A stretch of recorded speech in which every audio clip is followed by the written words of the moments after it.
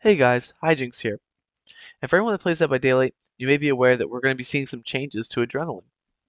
I wanted to go over what Adrenaline used to look like, what is going to be different with Adrenaline when this new update comes for it, and then just kind of give my thoughts on it. So without further ado, let's hop into the video. So the Adrenaline that we have currently is you get to heal instantly for one health state. It grants 50% haste for 5 seconds.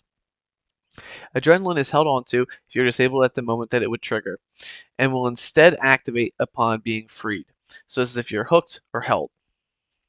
If you're playing against the nightmare, Adrenaline will wake you from the dream world upon activation.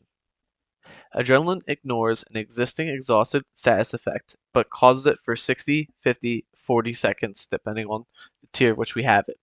The new Adrenaline instantly heals you for one health state, grants you 50% haste for 3 seconds.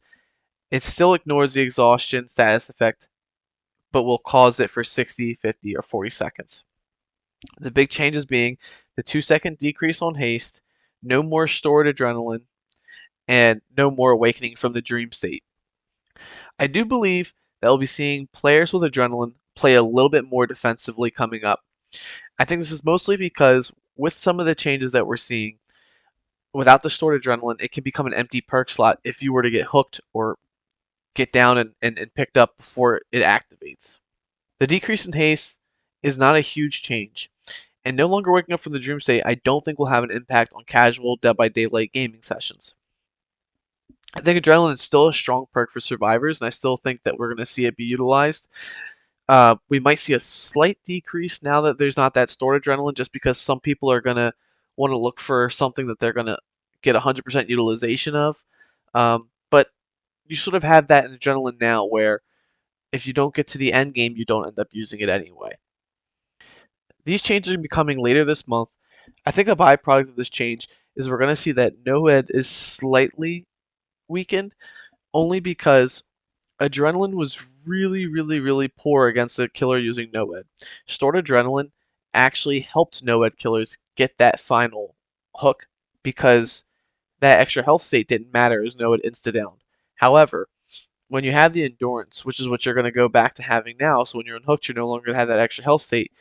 When you get that endurance, you can take the endurance hit, and the endurance hit will survive being struck by NOED. So that's the only impactful change that I'm curious to see how that goes.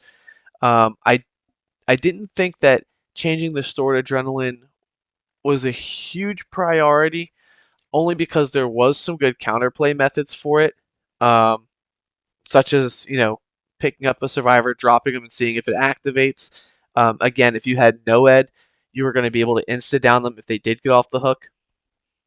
Adrenaline still has great value though. I think it's still balanced. But I really want to play through the game some more, especially with these changes, and see the impact. Again, this shouldn't be too huge of an impact for players who play casually. I do see NOED players being slightly more frustrated with this change. Otherwise, I'd say that Adrenaline has great value, and overall, I don't think much is going to change with this particular perk adjustment.